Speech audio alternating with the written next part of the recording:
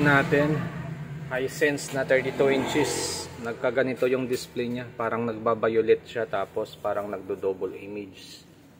Yan. So kanina nung tinesting namin to unang bukas, normal, okay yung display. Siguro 10 minutes ay nagkaganito na yung display niya. So pag ganito, ang may problema dito ay panel issue ito. Nasa glass ang problema nito. Ito yung model, yan, Hisense na 32D52. Buksan natin. Ito yung mainboard niya. Tapos ang gamit na panel ay ganito. So yung ganito parang negative yata ito sa repair.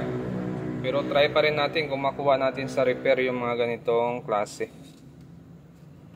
Try lang natin. So ang gagawin natin dito ay hahanapin lang natin yung clock signal natin dito. Yung LC1, LC2 ay wala dito. Clock signal lang ang kailangan natin dito hanapin. Pero check din natin baka may LC1, LC2.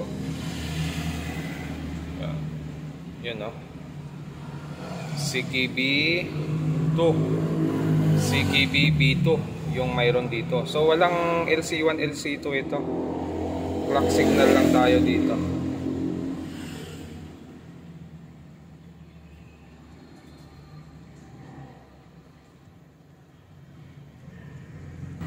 Pag ganito ay try natin mag-cut ng isa. Isa lang ika-cut natin kahit yung CKB2. Titingnan natin kung may pagbabago yung screen para hindi naman tayo mahirapan magbalik pag hindi dito ang problema. Kasi pwede kasi dito ang problema, pwede rin sa side na ito ang problema. Kaya isa lang muna i-cut natin. Titingnan natin pag nagkaroon ng pagbabago, ibig sabihin yun yung may problema. So ito, nag-cut tayo ng isa dito.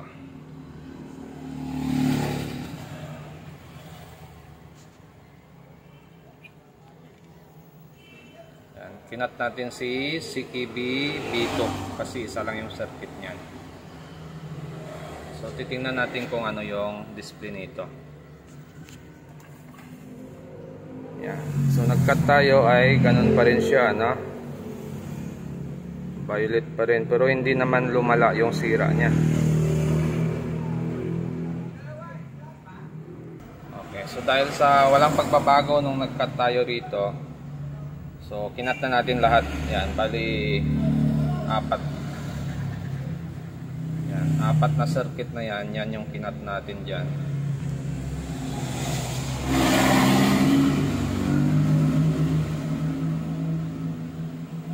Okay, tingnan natin yung display kung may pagbabago. Ayun. So nag-clear na siya, no? Nag-good na yung display.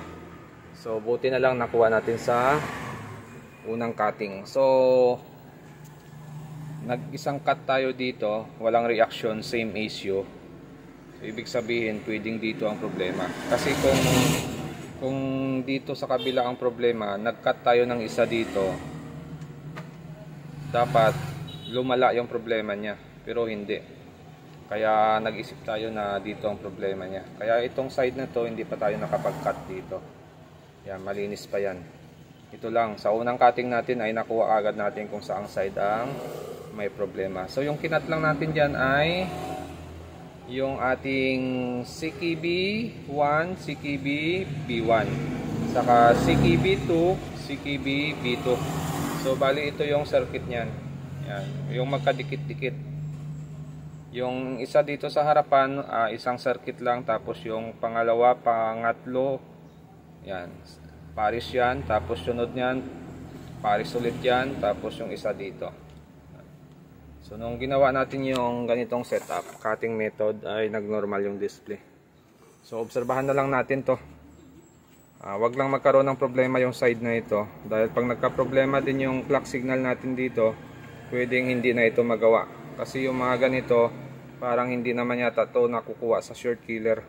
Yung isang top board lang yung nakukuha sa short killer. Pero yung mga ganito, minsan natutuluyan pag ginamitan mo siya ng short killer. Okay na ito. So kung bago lang kayo sa aking channel, huwag kalimutan mag-subscribe. Sa susunod ulit natin na video,